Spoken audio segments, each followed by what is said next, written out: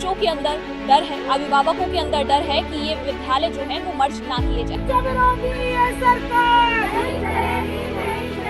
कि जो बच्चे गरीब हैं वो सरकारी स्कूल में ही पढ़ पाते हैं, वो प्राइवेट स्कूल में नहीं जा पाएंगे, क्योंकि प्राइवेट स्कूल की इतनी तगड़ी फीस और इतनी तगड़ी कोर्स कहाँ से लाएंगे। स्कूलों का आदेश वापस लो, वापस लो, वापस लो।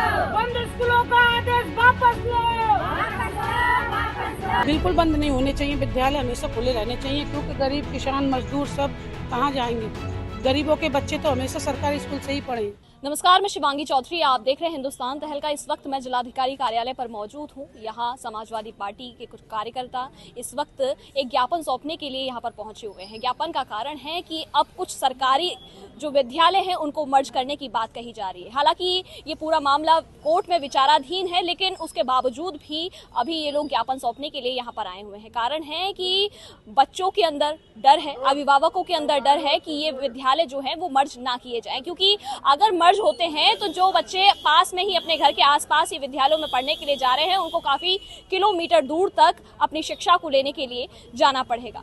एक बात ये भी उठ जाती है, एक मुद्दा ये भी उठ जाता है कि आखिर ये कारण क्यों बन रहा है, आखिर क्यों सरकारी विद्यालयों को मर्ज करने की जरूरत पड़ रही है। तो जब ऐसी बातचीत की जाती है इन मुद्दों पर तो कहा जाता है कि सरकारी विद्यालयों में अब वो पढ़ाई नहीं रही जो पहले हुआ करती थी। ये कारण भी है। आखिर मुद्दा ये क्यों नहीं उठता कि सरकारी विद्यालयों में पढ़ाई उस तरीके से कराई जा सके जिस तरीके से प्राइवेट स्कूलों में या फिर और जगहों पर की जाती है। एक ये विषय बहुत बड़ा है, इस पर भी मैं बातचीत करूंगी, लेकिन फिलहाल आप यहाँ पर ज्ञापन सौंपने के लिए पहुंची हुई हैं। क्या कुछ कहना चाहेंगी, क्या पूरा मुद्दा है आपका?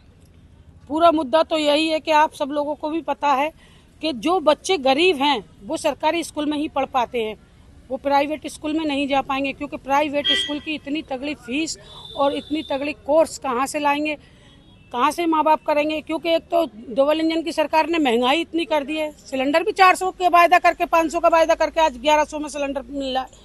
और रसोई अगर देखा जाए तो रसोई इतनी महंगी हो गई है कि घर चलाना बहुत मुश्किल हो रहा है गृहिणियों पर। पति लाता है 500 रुपये कमा के, वो 500 रुपये पूरे घुस जाते हैं, पता ही नहीं पड़ता वो 500 रुपये गए कहाँ।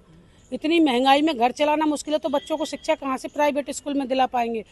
इसलिए हमारी तो यही मांग है कि अपना आदेश जो भी योगी जी ने किया। प्राइवेट स्कूल की बातचीत तो बाद में आती है ना, पहले तो मर्ज की बात आ रही है, मर्ज किए जा रहे हैं विद्यालय। इस चीज पर आपका क्या? बिल्कुल बंद नहीं होने चाहिए, विद्यालय हमेशा खुले रहने चाहिए, क्योंकि गरीब किसान मजदूर सब कहाँ जाएंगे।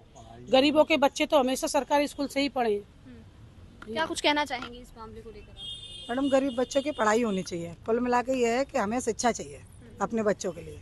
देख रहे हैं एक बैनर ये लोग लेकर यहाँ पर मौजूद हैं जिस पर लिखा हुआ है शिक्षा पर आस्था भारी, स्कूल बंद, प्रचार जारी, अशिक्षित भारत बनाने की पूरी तैयारी। इस तरीके से बंद स्कूलों का आदेश वापस लो, वापस लो, इस तरीके के ये बैनर्स लेकर यहाँ पर मौजूद हैं।